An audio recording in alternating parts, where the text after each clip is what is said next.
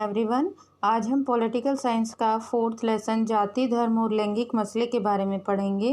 जैसा कि इसके नाम से ही विदित है, जाति धर्म और लैंगिक मसले की इस लेसन में हम जाति धर्म और लिंग के आधार पर जो भी मुद्दे हैं और जो भी भेदभाव या जो भी काम का बंटवारा ये सब किया जाता है, उन सब के बारे में हम पढ़ेंगे। पहला आ जाता है इसमें हेडिंग बेटा, लैंगिक मसले और राजनीति, यानी कि लिंग के आधार पर कि कौन स्त्री या पुरुष होने के नाते किस आधार पर राजनीति की जाती है। तो पहला इसमें हम जो शुरुआत करते हैं तो पहला आ जाता है श्रम का लैंगिक विभाजन। ये वेरी इम्पोर्टेंट क्वेश्चन है, 2 नंबर में हर साल रिपीट होता है। श्रम का लैंगिक विभाजन, काम के बंटवारे का वह तरीका जिसमें घर के अंदर के सारे काम परिवार की औरतें करती हैं या अपनी देखरेख में घरेलू नौकर नौकरानियों से कराती हैं। इसे हम देखते हैं कि जो घर के घरेलू कार्य हैं वो अक्सर हमारे जो पितृसत्तात्मक परिवार है, क्योंकि भारतीय समाज क्या है, पितृसत्तात्मक है, ठीक है, क्योंकि यहाँ पर पिता के पास ही सारे घर के मुख्य फैसले लेने की पावर जो है वो होती मतलब आजकल तो लेडीज़ भी, लेकिन फिर भी एक जहाँ तक हम उसकी बात, कई बार आप फॉर एग्जांपल कई बार आप अपने घर में भी पूछते हो कि मम्मा यहाँ जाना है, वहाँ घूमने जाना है, टूर जा रहा है, तो आपकी मम्मी अक्सर कहते हुए आपको सुनाई देती हैं कि आप के पापा से पूछकर बताऊंगी, यानी कि वो बताएंगी किससे पूछकर, घर के किसी प्रधान से पूछकर, यानी कि आपके पापा से पूछकर। तो मुखिया कौन है, आपके पापा हैं। तो मतलब परिवार कैसा है, पितृसत्तात्मक है, यानी कि किसकी सत्ता चलती है, पिता की। तो आइए हम यहाँ पर बात शुरू करते हैं कि लैंगिक असमानता से करते कि सामाजिक समानता यह रूप हर जगह नजर आता है, लेकिन राजनीति के अध्ययन में शायद ही इस बात की पहचान की जाती है कि लैंगिक असमानता को स्वाभाविक कहें या प्राकृतिक। लैंगिक असमानता का आधार स्त्री पुरुष की जैविक बनावट नहीं, बल्कि इन दोनों के बारे में प्रचलित रूढ़ छवियां और तयशुदा सामाजिक भूमिकाएं होती हैं। निजी और सार्वजनिक जो उसका है विभाजन, इसमें जो हमारा पहला आ जाता है बेटा, 1 मिनट इसको थोड़ा बड़ा कर लेती हूँ,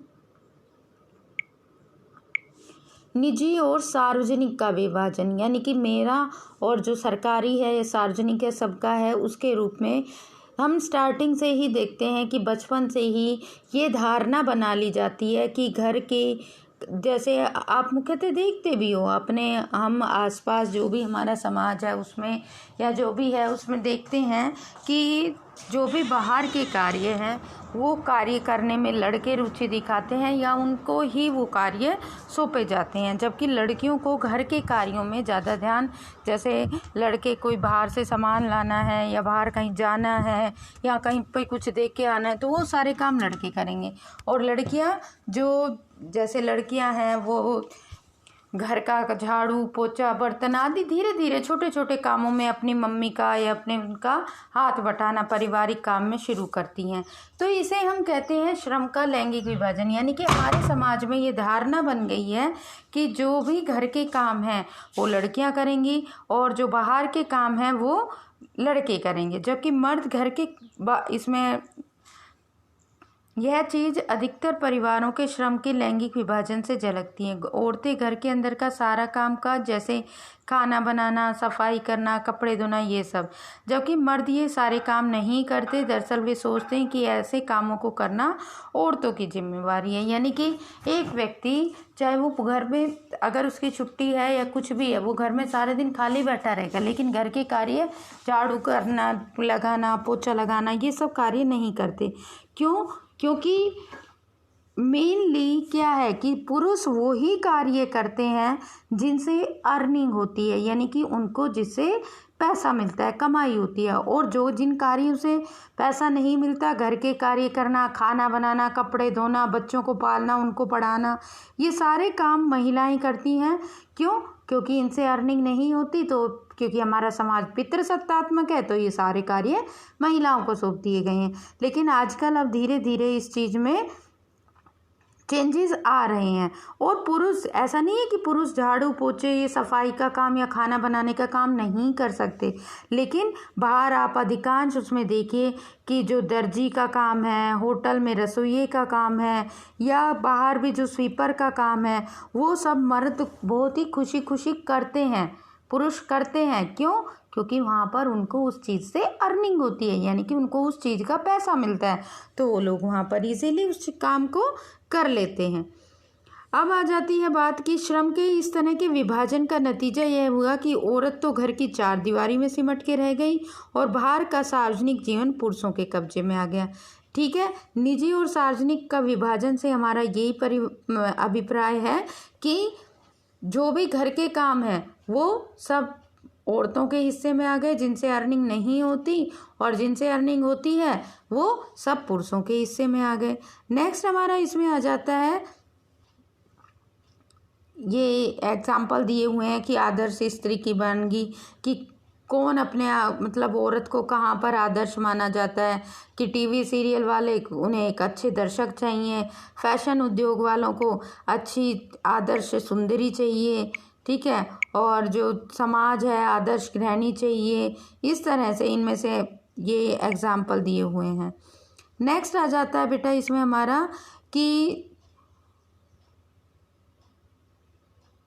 जो ये नारीवादी आंदोलन चला, एक नंबर में एक क्वेश्चन आ जाता है कि नारीवादी आंदोलन क्या है। 2 नंबर में भी आता है बेटा, कई बार 1 नंबर में भी आता है कि जो भी रोजगार के अवसर बढ़ाने की मांग की गई और उनमें मूलगामी बदलाव की मांग करने वाले महिला आंदोलनों ने औरतों के व्यक्तिगत और पारिवारिक जीवन में भी बराबरी की मांग उठाई। इन्हें आंदोलन को, यानी कि नारी को, स्त्री को बराबर अधिकार दिलाने की, जहाँ पर जिन आंदोलनों ने मांग उठाई कि स्त्री को भी समान अधिकार है, कि मर्द वो पुरुष को भी घर के कार्यों में हाथ बटाना चाहिए, स्त्री भी बाहर कमा के ला सकती है, ये कर सकती, मतलब जहाँ पर स्त्री को समानता देने वाले जो भी आंदोलन है उन्हें हम नारीवादी आंदोलन के नाम से जानते हैं। लैंगिक विभाजन की राजनीति अभिव्यक्ति और इस सवाल पर राजनीतिक गोलबंदी का अर्थ है कि पहले से ही किसी को अपने पक्ष में कर लेना। ठीक है, मान लो फॉर एग्जांपल मैं किसी भी बात को, एक क्लास में एक टीचर है वो बच्चों को पहले से ही अपने पक्ष में कर ले कि अगर मान लो बाहर से कोई चेकिंग के लिए आता है तो आपको ये आंसर देना है, यानी कि पहले से ही उनको अपने पक्ष में कर लेना। तो ये भी इसी तरह से राजनीति में भी लोगों को अपने पक्ष में कर लेना, वो भी राजनीतिक गोलबंदी कहलाती है। भूमिका बढ़ाने की मदद की है कि आज हम वैज्ञानिक, डॉक्टर, इंजीनियर, प्रबंधक, कॉलेज और इन सब पेशों में औरतों और महिलाओं को ऊंचे पदों पर पाते हैं। नेक्स्ट इसमें हमारी जो इम्पोर्टेंट चीज़ आती है वो है,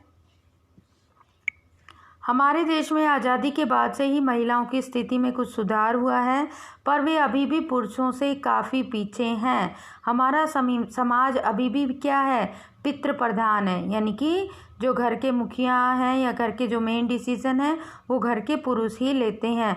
औरतों के साथ अभी भी कई तरह के भेदभाव होते हैं और उनका दमन होता है। ये हम फॉर एग्जांपल कई उसमें देख सकते हैं, जैसे कि महिलाओं में साक्षरता की दर अब भी मात्र 54% है, यानी कि 54% ही महिलाएं स्कूल जाती हैं। बाकी बहुत सारे क्षेत्र, हमारे यहाँ पर नहीं, बहुत सारे क्षेत्र ऐसे हैं जहाँ पर लड़कियों को स्कूल भेजना उचित नहीं समझा जाता, जबकि पुरुषों में 76% है।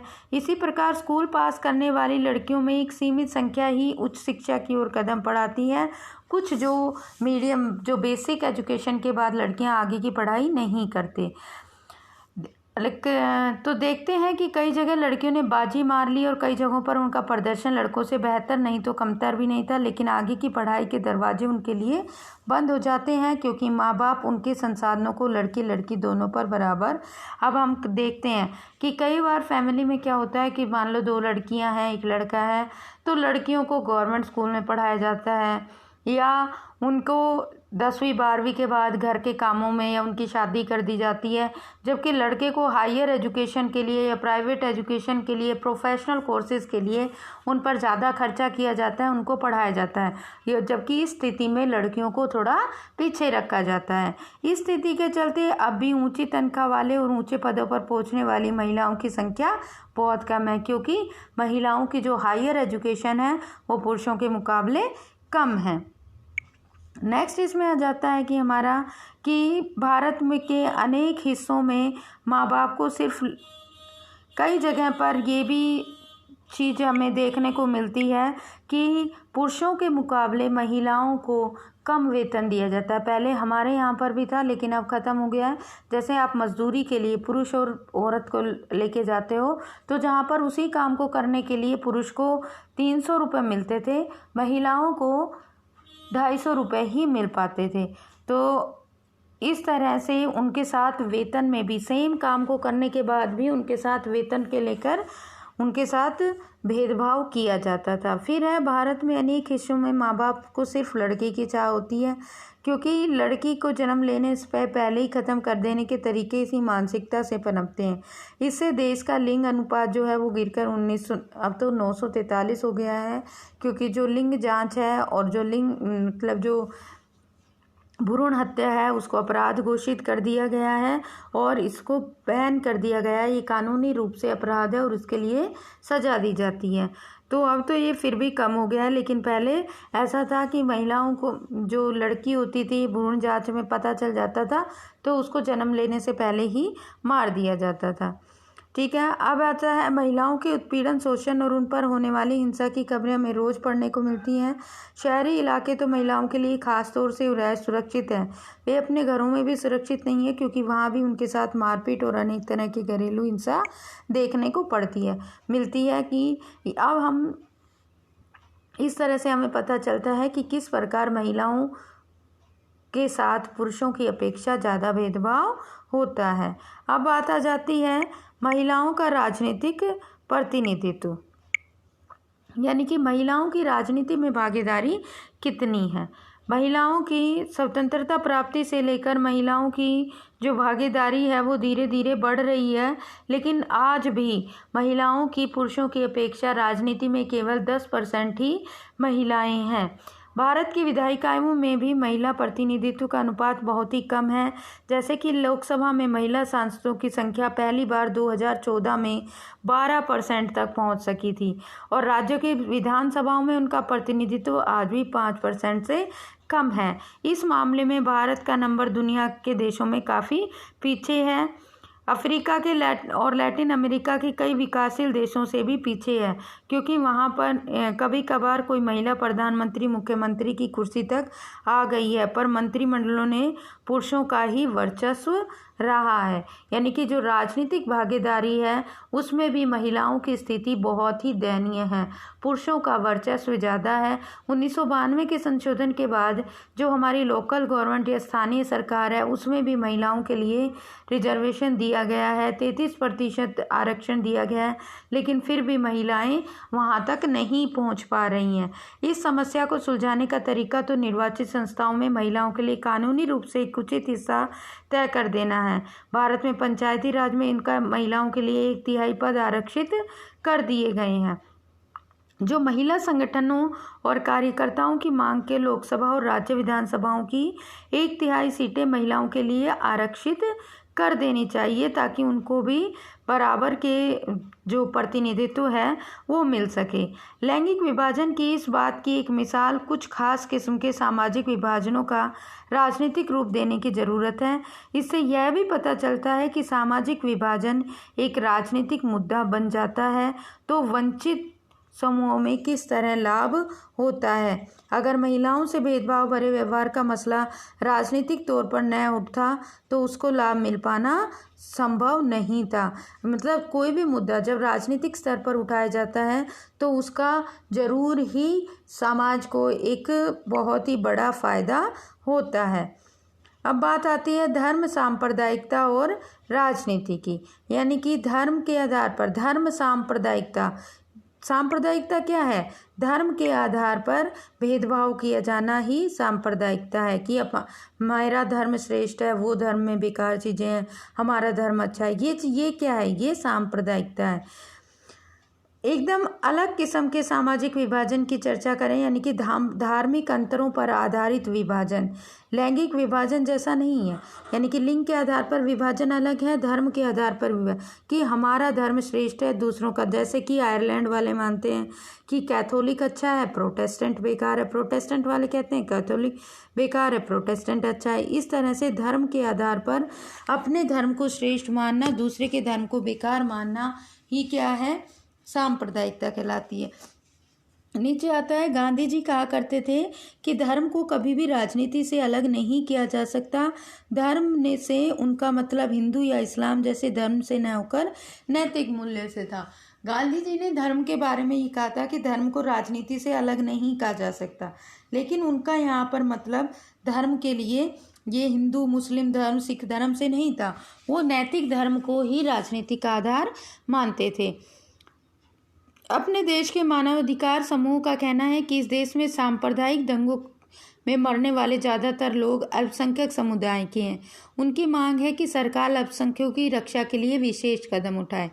यानी कि जो धर्म के आधार पर सांप्रदायिकता होती है, इसमें जो माइनॉरिटीज़ हैं, यानी कि जो कम संख्या में जिस धर्म के लोग हैं, उनके ऊपर ज़्यादा अत्याचार होता है, तो उनके लिए कानून बनाए जाए। नेक्स्ट इसमें आ जाता है, महिला आंदोलन का कहना है कि सभी धर्मों में वर्णित पारिवारिक कानून महिलाओं से भेदभाव करते हैं। इस आंदोलन की मांग है कि सरकार को इन कानूनों का समता मूलक बनाने के लिए उनमें बदलाव करने चाहिए। ये सभी मामले धर्म और राजनीति से जुड़े हैं, पर ये बहुत गलत या खतरनाक भी नहीं लगते हैं। यानी कि ये भी जो भी मुद्दे हैं, महिलाओं का, पारिवारिक कानून का, धर्म का, ये सभी राजनीति से जुड़े हुए हैं, लेकिन इतने मतलब खतरनाक भी नहीं है कि इनको सुलझाया ना जा सके। अब आ जाता है सांप्रदायिकता। सांप्रदायिकता की समस्या तब शुरू होती है जब धर्म को राष्ट्र का आधार मान लिया जाता है। जैसे कि आयरलैंड में है कि राष्ट्रवाद की ऐसी धारणा से जुड़े हुए खतरों को दिखाता है कि विकराल रूप धारण हो जाता है कि वहाँ पर जो आयरलैंड में है, जो धर्म ईसाई धर्म ही है, वो दो भागों में बटा हुआ है, प्रोटेस्टेंट और कैथोलिक। वो एक दूसरे के विरुद्ध हैं। तो धर्म यानी कि वो कैथोलिक जो हैं वो अपने धर्म को श्रेष्ठ मानते हैं, प्रोटेस्टेंट अपने धर्म को श्रेष्ठ मानते हैं। तो इस प्रकार जो धर्म के आधार पर जो गहरी खाई विभाजन की बनती जाती है, उसे ही हम सांप्रदायिकता कहते हैं। नेक्स्ट इसमें आ जाता है कि बुनियादी रूप से यह गलत है कि एक धर्म के लोगों के हित और उनकी आकांक्षाएं हर मामले में एक जैसी ना हों। यह संभव नहीं है। हर व्यक्ति कई तरह की भूमिका निभाता है, उसकी हैसियत और पहचान अलग अलग होती है। हर समुदाय में तरह तरह के लोग के विचार के लोग होते हैं। इन सभी को अपनी बात कहने का अधिकार है। इसलिए एक धर्म से जुड़े सभी लोगों को किसी भी गैर धार्मिक संदर्भ में एक करके देखना, उस समुदाय की विभिन्न आवाज़ों को दबाना है। अब आ जाता है इसमें सांप्रदायिकता राजनीति के अनेक रूप धारण कर सकती है। सांप्रदायिकता की सबसे आम अभिव्यक्ति है दैनंदिन जीवन में देखती है कि हमारे जो धार्मिक पूर्वाग्रह यानी कि पहले से चलती आने वाली जो धारणाएं हैं, वो धर्म को एक दूसरे से श्रेष्ठ मानने की मान्यताएं भी सम्मिलित हैं। ये चीज़ें इतनी आम हैं कि अक्सर हम उन की तरफ ध्यान भी नहीं देते और वो हमारे अंदर बैठी हुई हैं। सांप्रदायिकता सोच अक्सर अपने धार्मिक समुदाय का राजनीतिक प्रभुत्व स्थापित करने की फिराक में रहती है।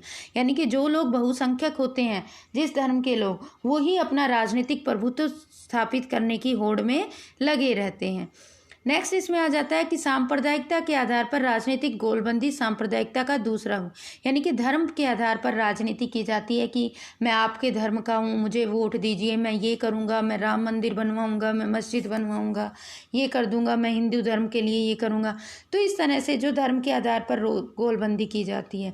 नेक्स्ट आ जाता है, कई बार सांप्रदायिकता सबसे गंदा रूप लेकर संप्रदाय के आधार पर हिंसा, दंगा और इस तरह के नरसंहार कराती है।